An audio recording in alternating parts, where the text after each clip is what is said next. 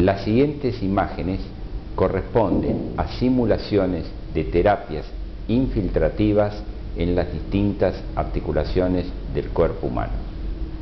Infiltración de la vaina de los tendones del abductor largo y del extensor corto del pulgar.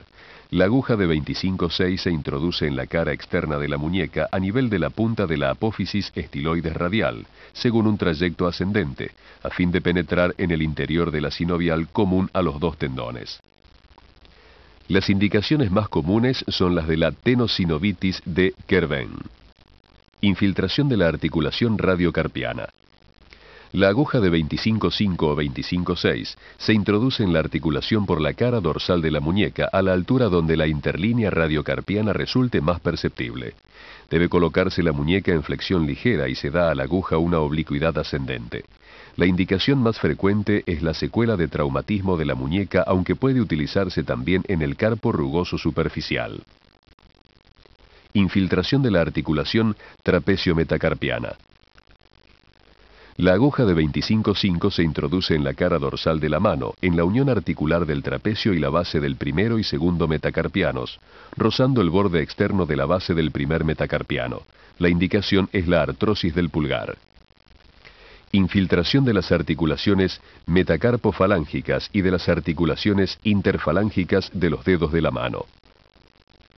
Se utiliza una aguja de 25/5 que se introduce en la interlínea articular en la cara dorsal del dedo, a derecha o a izquierda del tendón extensor, rozando la cabeza del metacarpiano y siguiendo un trayecto oblicuo hacia la extremidad distal del dedo.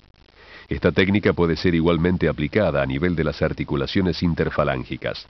Se utiliza para el tratamiento de la artrosis digital o secuelas de traumatismo articular en los dedos. Infiltración del túnel carpiano.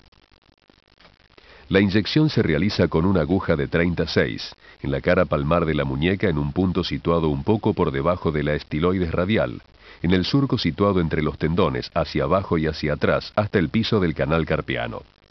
La inyección del corticoide puede ser precedida de una infiltración subcutánea de un anestésico local.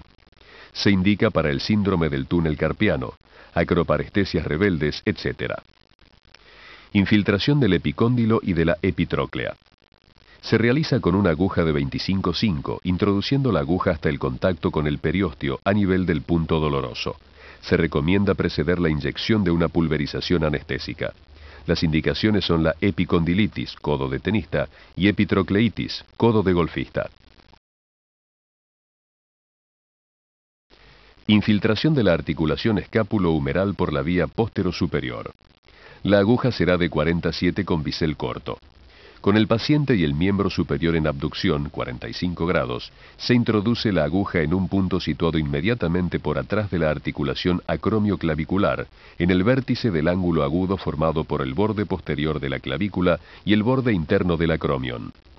Su trayecto debe ser oblicuo hacia abajo y un poco hacia afuera, a fin de que la punta de la aguja alcance el cartílago de la cabeza humeral. La indicación más común es la periartritis escápulo-humeral. Para la infiltración de la articulación escápulo-humeral por la vía anterior se utiliza una aguja de 47 con bisel corto. Con el paciente sentado y el hombro en rotación externa ligera, se introduce la aguja en un punto situado a 1 centímetro por debajo de la articulación acromioclavicular. Su trayecto será ligeramente oblicuo hacia abajo hasta contactar con la cabeza humeral. Un ejemplo de indicación es la periartritis escápulo-humeral.